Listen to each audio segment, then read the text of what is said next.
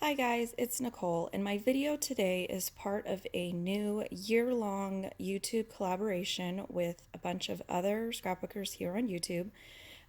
2 previous years, I did a smaller collaboration called Monthly Celebrations, where each month we sort of shared different holidays and more seasonally themed layouts. For this collaboration, I wanted to kind of focus on the specific kind of scrapbook community on YouTube and just kind of share the love for different channels and things like that. I think it's a good way to find other channels to watch, good way to get new subscribers to your channel and kind of get people chatting in the comments and that type of thing, and just kind of share the love and kindness and stuff like that as far as scrapbooking videos on YouTube. We do have a couple different like themes or topics that we are kind of challenging ourselves with each month.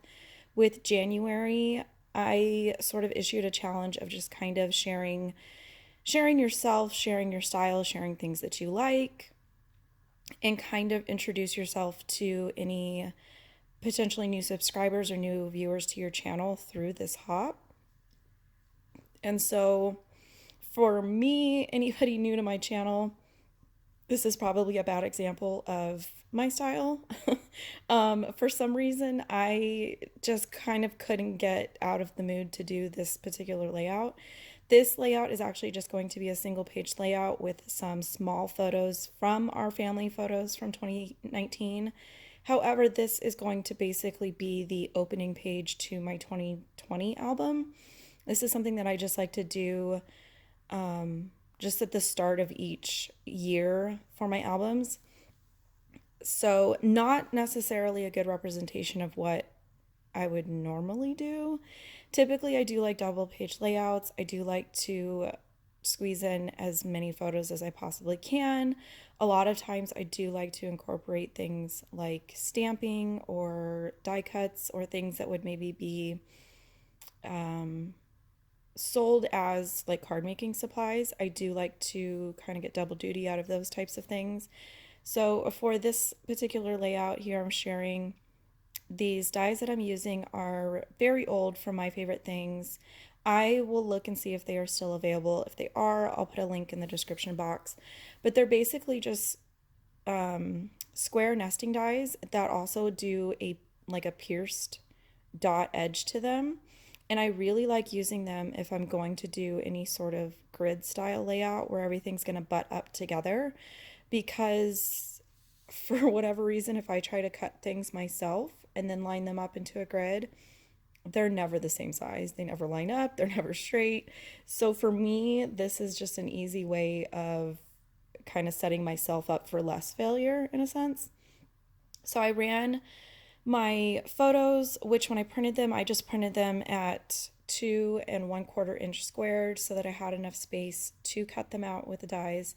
And then I only used part of one sheet from the Simple Stories collection that had the 2x2 little squares on it.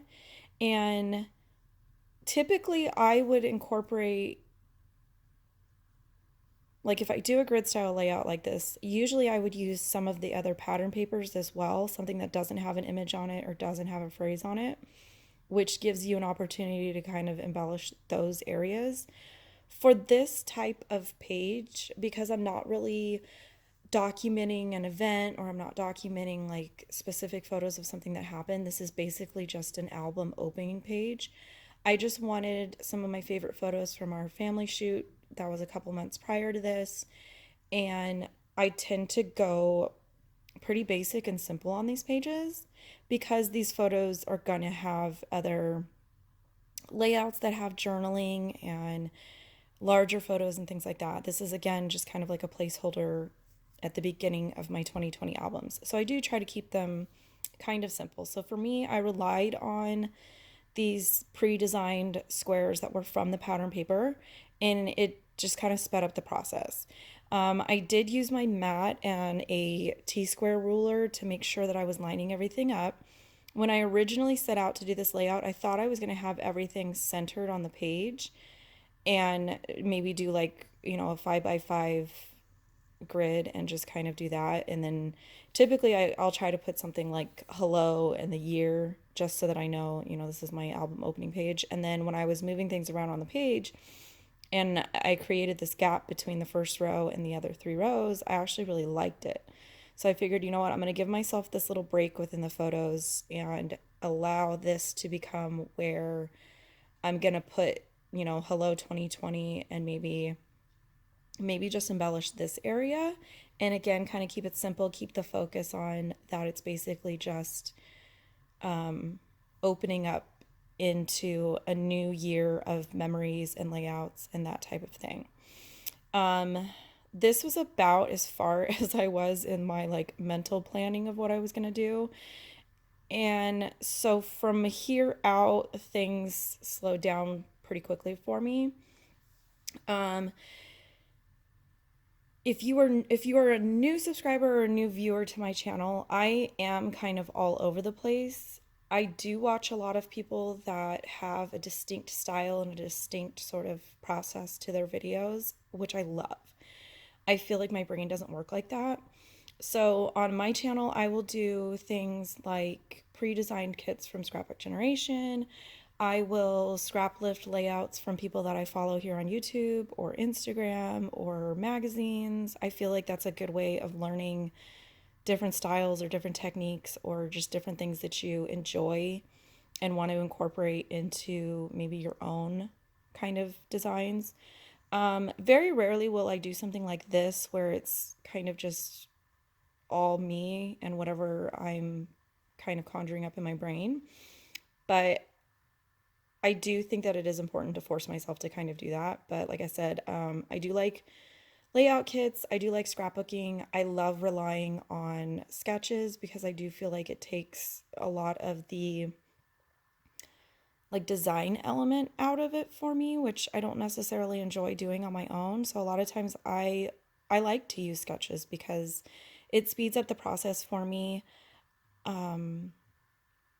And then it kind of allows me to, once I followed a sketch through maybe the photos and the paper placement, I can kind of go off on my own. Or through taking a couple sketch classes, I like being able to look at a sketch and saying, you know what, I really like the way that the photos are arranged, but I want to do my own thing in the background. Or I really like what they're doing with the paper layers, but I'm going to do my own thing with the photo placement.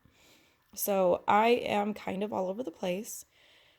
Hopefully that's something that isn't too annoying. I recently read a thread online on a scrapbooking forum where it was, people were talking about things that annoy them in scrapbooking videos, and I was like, oh, hopefully I don't do any of these things. But again, part of the process of sharing is I enjoy it. So it's one of those things where it's, if you enjoy what you're seeing, leave a comment below. I love chatting with people.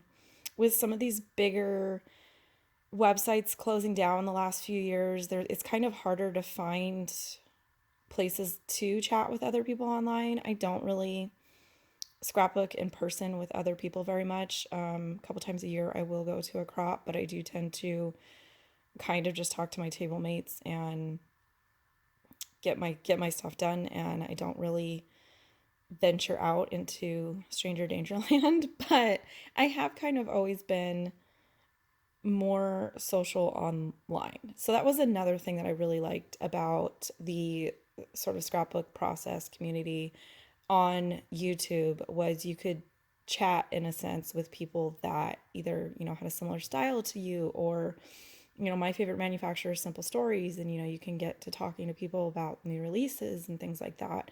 And it's just kind of fun. It kind of opens it up to YouTube being less one-sided, where you just sort of put something out there and you don't really hear back from anybody that's watching it.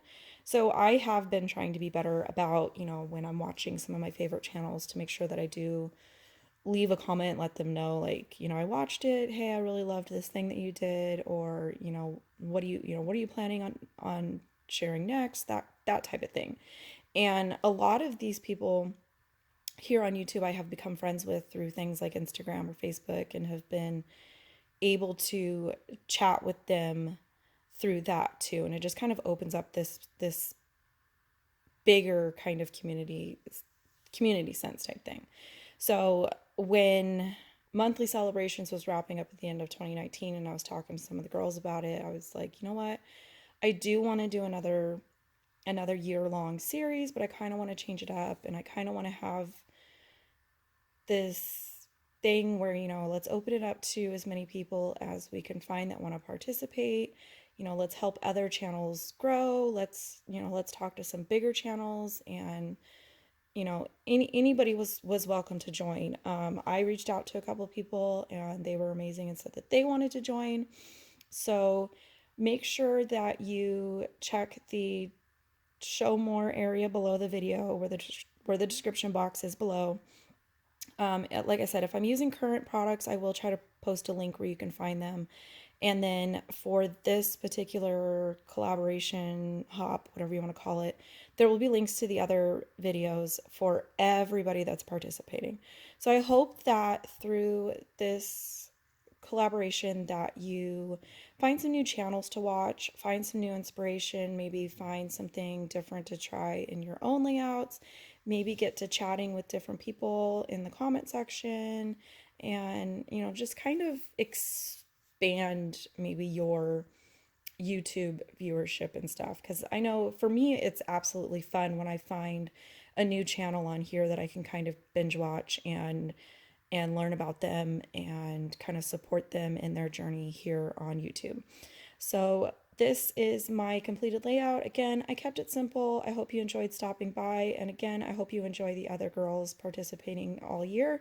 And I will catch you guys in another video later on this week. And as always, thanks for stopping by.